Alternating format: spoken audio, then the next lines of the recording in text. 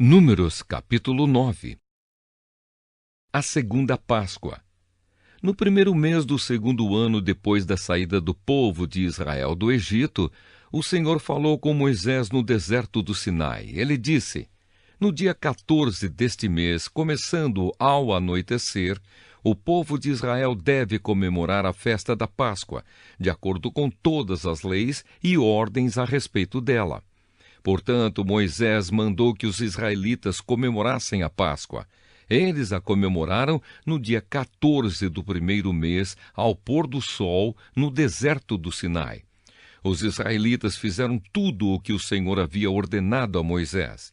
Porém, alguns homens se tornaram impuros, porque tocaram no morto e por isso não puderam comemorar a Páscoa naquele dia. Eles foram falar com Moisés e Arão e disseram: estamos impuros porque tocamos no morto. Será que não vamos poder apresentar a nossa oferta ao Senhor com os outros israelitas no dia que já foi marcado? Então Moisés respondeu: esperem, que eu vou falar com o Senhor para saber o que ele quer que vocês façam. Aí o Senhor disse a Moisés: diga aos israelitas o seguinte: se algum de vocês ou dos seus descendentes estiver impuro por haver tocado no morto, ou se estiver longe, viajando, mesmo assim poderá comemorar a Páscoa em honra de Deus, o Senhor. Vocês a comemorarão um mês depois, no dia 14 do segundo mês, quando anoitecer. Nessa ocasião, vocês comerão o animal com pães sem fermento e com ervas amargas.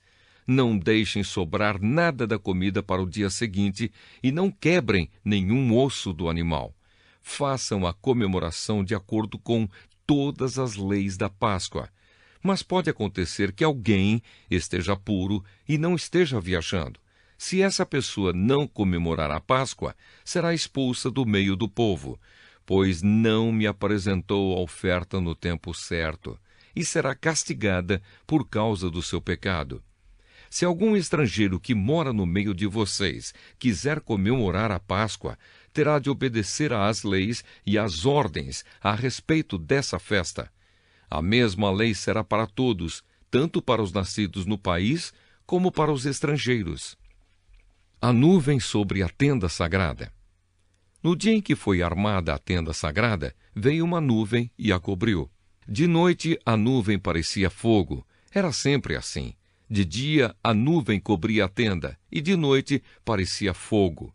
Quando a nuvem se levantava de cima da tenda, os israelitas começavam a caminhar. No lugar onde a nuvem parava, aí eles acampavam.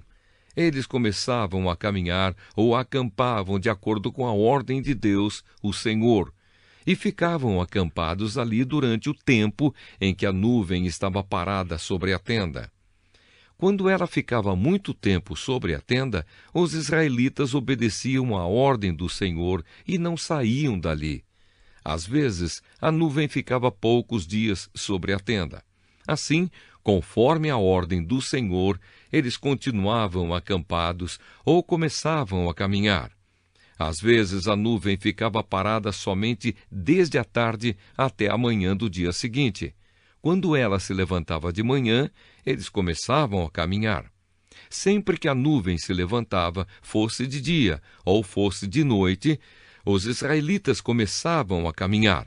Mas se ela ficava sobre a tenda 2 dias, ou um mês, ou mesmo um ano, enquanto estivesse parada, os israelitas continuavam acampados e não começavam a caminhar. Porém, quando ela se levantava, eles partiam. De acordo com a ordem do Senhor, eles acampavam ou começavam a caminhar. Os israelitas faziam isso obedecendo ao que o Senhor ordenava por meio de Moisés.